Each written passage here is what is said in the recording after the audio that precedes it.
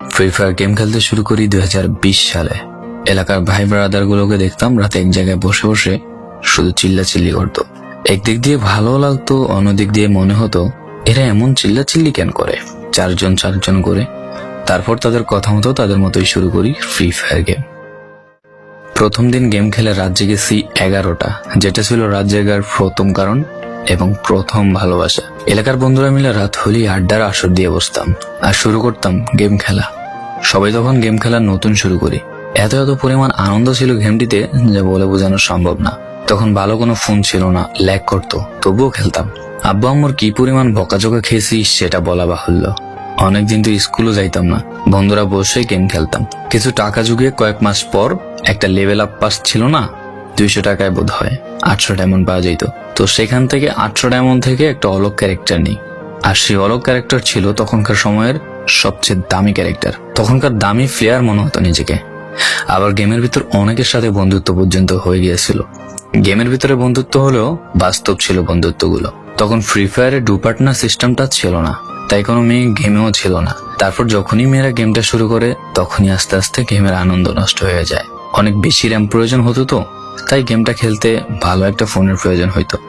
কিন্তু তখন ফোন ছিল না, কোন রকম একটা ফোন দিয়ে খেলতাম গেমটা।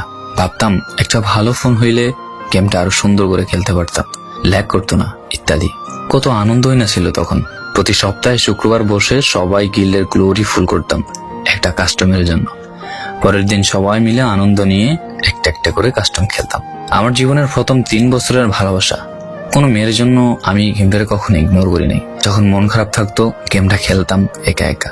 একটা ভয় পাইলেই তৎক্ষণাৎ মন ভালো হয়ে যাইতো, মুখে সব সময় একটা মৃদু হাসি থাকতো।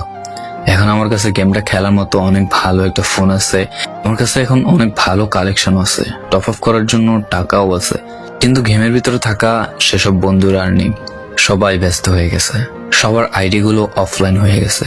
কেউ 1 মাস 2 মাস পর ঢুকে গেমের ভিতর সবকিছু ব্যাক করে দিয়ে দিয়েছে। এখন যার বেশি টাকা সেই বেশি প্রো, এখন কারো স্কিল দেখা হয় না। ফ্রি ফায়ারের সব ফালতু ইউটিউবারদের দিয়ে ভরে গিয়েছে সব। ওল্ড ইউটিউবার গুলো ফ্রি ফায়ার খেলা ছেড়ে দিয়েছে। আমি এখনো সেই 2017 সালে ফ্রি ফায়ার ব্যাক আসবে বলে অপেক্ষায় আছি। এই পুরো ভিডিওটা স্কিপ করতে আপনার ইচ্ছে করছে না, কোনো এক কারণে আপনাকে এই ভিডিওটা দেখতে বাধ্য করে রেখেছে। জি জনাব, তুমি সেই ছেলে যে তার পুরো আবেগ দিয়ে গেমটা খেলেছো। তুমি সেই ছেলে যে 2017 সালের ফ্রি ফায়ারের মিউজিক শুনলে কান্না মুখ করে ফেলো। তুমি সেই ছেলে যার এত পরিমাণ আবেগ যা এখন তুমি ফ্রি ফায়ার গেমের পুরনো কোনো ভিডিও দেখলে মন ভরে দেখো। তোমার আবেগটা কোনো মেয়ে নয়, নিয়েছে তোমার free fire. I miss you old Free Fire. I miss you old Free Fire friend. I miss you Free Fire. I miss you.